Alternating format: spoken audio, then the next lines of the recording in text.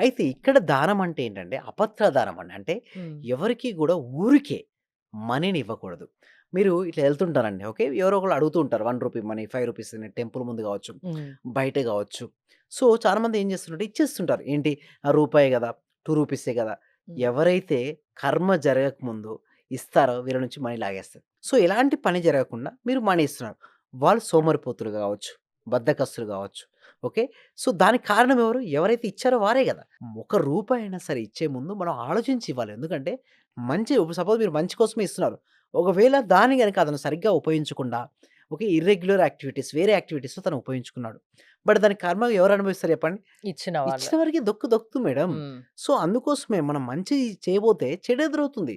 ఎందుకు అనవసరంగా మనం మంచి చేయబోయి మళ్ళీ మన లైఫ్ ఎందుకు వెనక్కి లాక్కోవాలి? అంటే ఒకటే ఒక ఒకటి రూపాయి ఒకరికిచ్చే ముందు ఆలోచించి ఆలోచించమంటున్నారు. ఇవ్వాలి. హ్మ్. అంతే.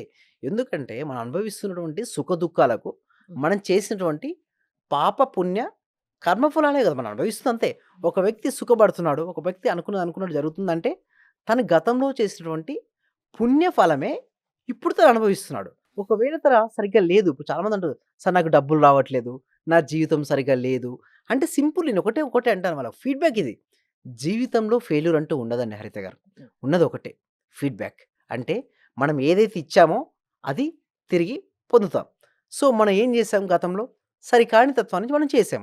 దాన్ని మనం అనుభవిస్తున్నాం. అంటే ఒక ఫీడ్‌బ్యాకే తీసుకోవాలి. అంతేగాని నా జీవితం అంతే. నేను పేదరికంలో పుట్టాను. నాకు హ్మ్. మనీ రావట్లేదు. నా సాలరీ హైక్ కావట్లేదు. దానికి కారణం ఎవరు కాదు గదా! ఎవరికి వారే కారణం. మళ్ళీ అటువంటి కారణం నేను అని తెలుసుకొని, నా జీవితాన్ని నేను మెరుగుపరుచుకోవాలి. మెరుగుపరుచుకోవాలంటే నేనేం చేయాలి? నా ఆలోచన విధానాన్ని మార్చుకోవాలి? సో, ఎప్పుడైతే ఆ విధంగా ఆలోచించుకున్నాడో ఆ వ్యక్తి మారుతారండి హరిత గారు అంటే డెఫినెట్‌గా. అనవసరంగా ఒక రూపాయి ఎవరికీ ఇవ్వకండి. హ్మ్. ఇస్తే అది మీ దగ్గర లేకుండా పోతుంది యెస్. అంటారు. So law of attraction classes conduct చేస్తూ ఉంటారు కదా! అవునండి. మీరు ఎలాంటి విషయాలు చెప్తారు? ఏ ఏజ్ వాళ్ళు దానికి రావచ్చు? ఎవరైనా రావచ్చా? యెస్. టైమింగ్స్ ఎలా ఉంటాయి? మిమ్మల్ని హుహు. అప్రోచ్ అవ్వడం ఎలా? యెస్. ప్రెజెంట్ అయితే ఇప్పుడంతా హ్మ్. గూడా ఆన్‌లైన్ అండి. అంటే ఫ్యూచర్‌లో మేము ఆఫ్‌లైన్ ప్రోగ్రామ్ గూడా ఉంది. అయితే అది తర్వాత మేము డిస్‌ప్లే అవుతుంటాయి. బట్ ప్రెజెంట్ అయితే ఆన్‌లైన్‌లోనే. సో, ఇది కూడా ఆన్‌లైన్ ఏంటంటే ప్రతి ఒక్కరికి రీచ్ అవ్వాలంటే ఒకటే సంకల్పం ఏంటంటే ప్రతి వ్యక్తికి, ప్రతి కుటుంబానికి, ప్రతి ఇంటికి సబ్జెక్ట్ అనేది వెళ్ళాలి.